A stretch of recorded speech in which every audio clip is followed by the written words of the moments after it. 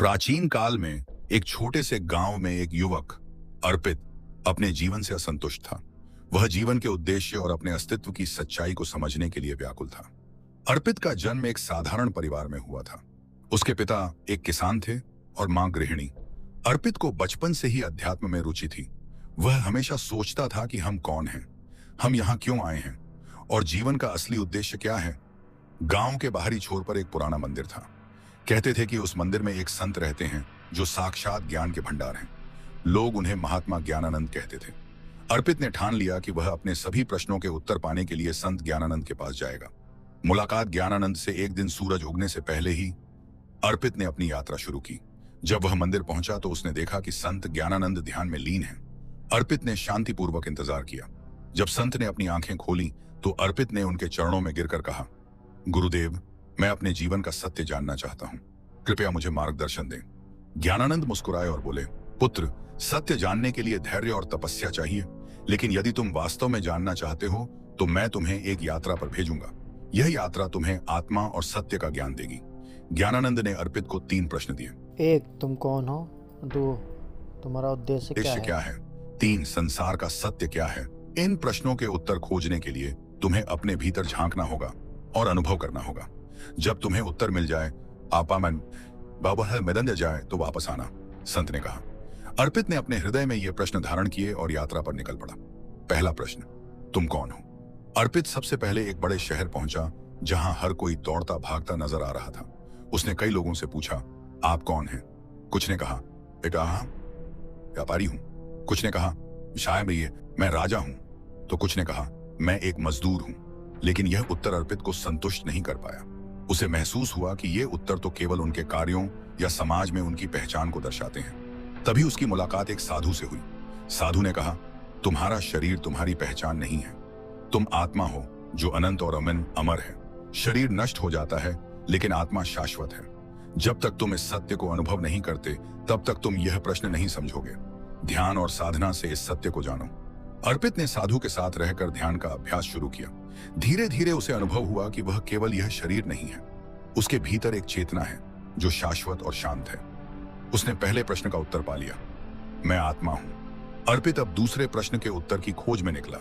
उसे मार्ग में कई लोग मिले। कुछ ने कहा कि उनका उद्देश्य धन कमाना है, कुछ ने कहा कि परिवार का पालन पोषण करना है। लेकिन अर्पित को यह महसूस हुआ कि यह उद्देश्य तो केवल भौतिक जीवन से जुड़े हैं। वह जानता था कि जीवन का उद्देश्य इससे कहीं बड़ा है। एक दिन उसने एक बूढ़े माली को देखा जो बड़े प्रेम से पौधों की देखभाल कर रहा था।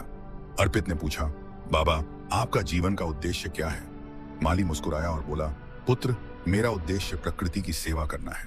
लेकिन याद रखो, हर आत्मा का सबसे बड़ा उद्देश्य है अपने सत्य को जानना और परमात्मा से एकत्व प्राप्त करना। जब हम अपने भीतर के अंधकार को मिटाकर ज्ञान का प्रकाश जलाते हैं तो हमारा उद्देश्य पूरा हो जाता है। अर्पित ने समझा कि जीवन का सच्चा उद्देश्य आत्मज्ञान प्राप्त करना है। वह जान गया कि संसार की हर चीज अस्थायी है और केवल आत्मा और परमात्मा ही शाश्वत है। अब अर्पित तीसरे और अंतिम प्रश्न के उत्तर की खोज में जंगल की ओर चला गया। वहां उसने एक ऋषि को ध्यान करते देखा। अर्पित ने उनसे पूछा, गुरुदेव, संसार का सत्य क्या है? ऋषि ने आंखें खोली और बोले, संसार माया है।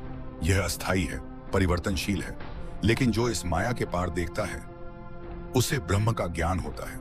संसार में दुख और सुख, सफलता और असफलता सब अस्थायी हैं। केवल ब्रह्म ही सत्य है जो अपरिवर्तनीय और अनंत है। ऋषि ने कहा, भगवद गीता में श्री कृष्ण ने कहा है, सभी प्राणी मेरे ही अंश हैं, मैं ही इस संसार का मूल हूं। जब आत्मा ब्रह्म को पहचान लेती है तो वह मुक्त हो जाती है। संसार को समझने के लिए इसे स्वीकारो और इससे जुड़ी आसक्ति को त्यागो।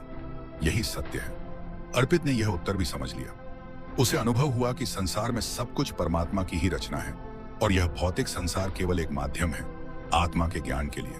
तीनों प्रश्नों के उत्तर पाकर अर्पित संत ज्ञानानंद के पास लौटा। उसने उन्हें सारी बातें बताई। ज्ञानानंद मुस्कुराए और बोले, पुत्र, तुमने सत्य को जान लिया है, अब इसे अपने जीवन में उतारो। याद रखो, ज्ञान केवल पढ़ने से नहीं बल्कि अनुभव से प्राप्त होता है। जो आत्मा को पहचानता है वह परमात्मा को भी पहचान लेता है। यही ज्ञान योग का सार है। अर्पित ने अब जीवन को पूरी तरह समझ लिया था। वह अपने गांव लौट गया और लोगों को आत्मा, चित्ते और परमात्मा का ज्ञान देने लगा। उसकी शिक्षा से लोगों के जीवन में भी शांति और संतोष आने लगा।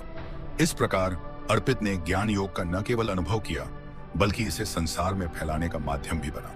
निष्कर्ष, इस कथा से हमें यह सीख मिलती है कि आत्मा, जीवन और संसार के सत्य को समझने के लिए हमें अपने भीतर झांकना होगा। भगवान कृष्ण ने गीता में यही सिखाया है कि ज्ञान ही मुक्ति का मार्ग है।